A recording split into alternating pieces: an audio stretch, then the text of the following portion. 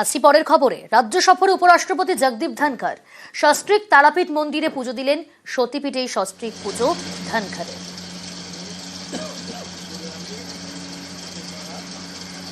আরো ডিটেল আমাদের জানাবে, সরাসরি রয়েছে প্রতিনিধি অক্ষয়। রাজ্য সফরে উপরাষ্ট্রপতি আজ দিনভর কি কি কর্মসূচি রয়েছে? তারাপীঠে গিয়েছিলেন, সস্ত্রীক পুজো দিলেন।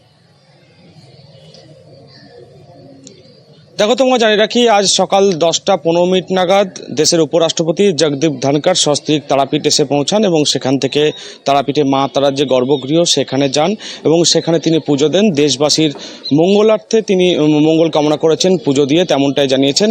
এবং আজকে উপরাষ্ট্রপতির এই পুজো ঘিরে প্রশাসনিক প্রচুর নিরাপত্তা বাড়ানো হয়েছিল তারাপীঠ চত্বরে এবং সেখান থেকে তিনি পুজো দিয়ে 10টা 30 মিনিট নাগাদ তিনি কলকাতার উদ্দেশ্যে রওনা দেন। বেশ, দেখুন, গরম এখনো পড়েনি। গরম পড়ার আগে জলের কষ্ট কোথায় না আসানসোলে।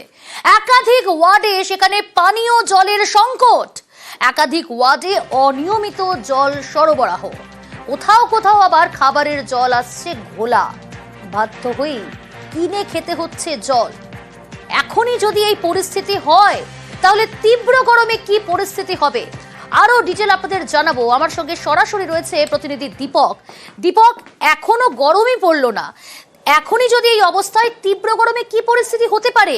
কতদিন ধরে এই পরিস্থিতি, কতদিন ধরে পানীয় জল পাচ্ছেন না এই সমস্ত ওয়ার্ডের বাসিন্দারা?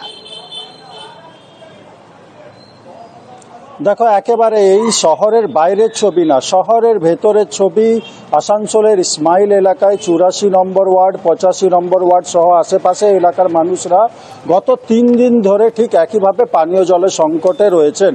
কারণ হচ্ছে কি, 3 দিন ধরে জল আসছে না এবং পৌরসভা থেকে যে পানীয় জলের ট্যাঙ্কার সেটাও পৌরসভার পক্ষ থেকে কোনো ব্যবস্থা না করায় এই সংকট কিন্তু যত সময় গড়াচ্ছে তত এই সংকটও বাড়ছে এই এলাকার মানুষজন।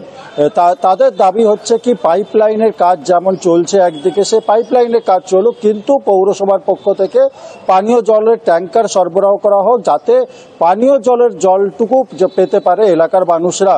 পৌর পরিষেবা বলতেই তারা এই পানীয় জলের সমস্যার কথাটাই মূলত তুলে ধরতে চাইছে এবং পানীয় জলের সংকটে যে 3 দিন ধরে রয়েছে এবং আগামী আরও কদিন থাকতে হবে তা কিন্তু এখনো অজানা এই এলাকার মানুষের কাছে। যদি পৌরসভার দাবি কি নতুন জল প্রকল্পের কাজ শেষ হয়েছে এবং পাইপলাইনের সংযোগের কাজ চলছে, তাতেই কিন্তু এই সমস্যা দেখা দেওয়া হয়েছে এবং যেভাবে পানীয় জলের সংকট দেখা দিচ্ছে একাধিক ওয়ার্ডে, তাতে পৌরসভা পানীয় জলের সমস্যা মেটাতে পানীয় জলের ট্যাঙ্কার সরবরাহ শুরু করবে। কিন্তু এখন এই পানীয় জলের ট্যাঙ্কার সমস্যার সমাধান হয় অবশ্যই আমাদের নজর থাকবে। ধন্যবাদ দীপক।